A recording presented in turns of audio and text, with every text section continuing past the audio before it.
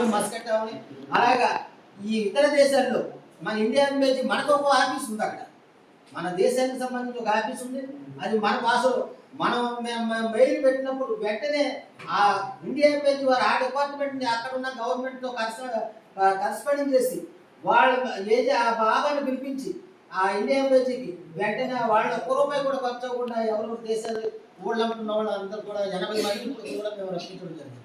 ఈ సంఘం ఉండబట్టే వాళ్ళకి రక్షణ కూడా కల్పించడం జరిగింది. అలాగే చనిపోతే ఒక బాడీని ఆ విదేశాల నుంచి రావాలంటే 5 లక్షలు కట్టాలి. 5 లక్షలు కట్టాలంటే సామాన్లు పొట్టగడవడానికే అక్కడికి వెళ్ళారు. రెక్కాడ దగ్గర ఒక్కళ్ళేనంటే సామాన్యులు వెళ్తారు విదేశాలు. అలాంటి వాళ్ళు ఒక బాడీ ఇక్కడ రావాలంటే 5 లక్షలు కట్టడానికి 5 రూపాయలు లేనటువంటి పరిస్థితుల్లో వాళ్ళు మమ్మల్ని ఆశ్రయించినప్పుడు వాళ్ళని ఇక్కడికి వచ్చేలాగా అక్కడ ఇండియన్ బేస్తో దెబ్బలాడి అక్కడ బాబాతో 5 లక్షలు కట్టించి అలా సామర్లకోట ఒకటి, అలాగే వెస్ట్ గోదావరి ఒకటి, కాకినాడ 3 బాడీలు, అలాగే ఒక్క రూపాయి కూడా ఖర్చు అవ్వకుండా వాళ్ళ ఇంటికి వచ్చేలాగా హైదరాబాద్ బాడీ వచ్చినప్పుడు అక్కడి నుంచి మన ఎన్టీఆర్ ట్రస్ట్ వాళ్ళు కూడా గుర్తించి ఆ బాడీలు మన జిల్లాకి రప్పించినటువంటి ఘనత కూడా ఈ మానవ హక్కుల సంఘం ద్వారా నేను జరిగిందని మీకు తెలియజేసుకుంటున్నాను. ఎందుకంటే ఇది ఒక చెప్తే సరిపోయింది కాదు. ఈ మానవ హక్కులు ఉల్లంఘన అంటే ప్రతిదీ ఒకసారి చెప్పినట్టు ప్రతిదీ ఉల్లంఘన జరుగుతుంది.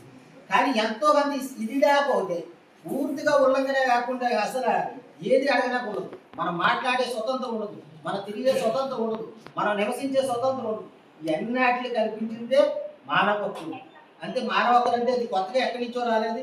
స్వతంత్రంగా మాట్లాడే హక్కే మానవ హక్కు, స్వతంత్రంగా జీవించే హక్కే మానవ హక్కు, స్వతంత్రంగా మనం ఏ ఊళ్ళైనా నివసించే హక్కే మానవ హక్కు. అలాగే అనేక 24 హక్కులు కల్పించింది రాజ్యాంగంలోను. అందులోని మానవ హక్కులు కమిషన్లో కూడా యాక్ట్ ఉంది.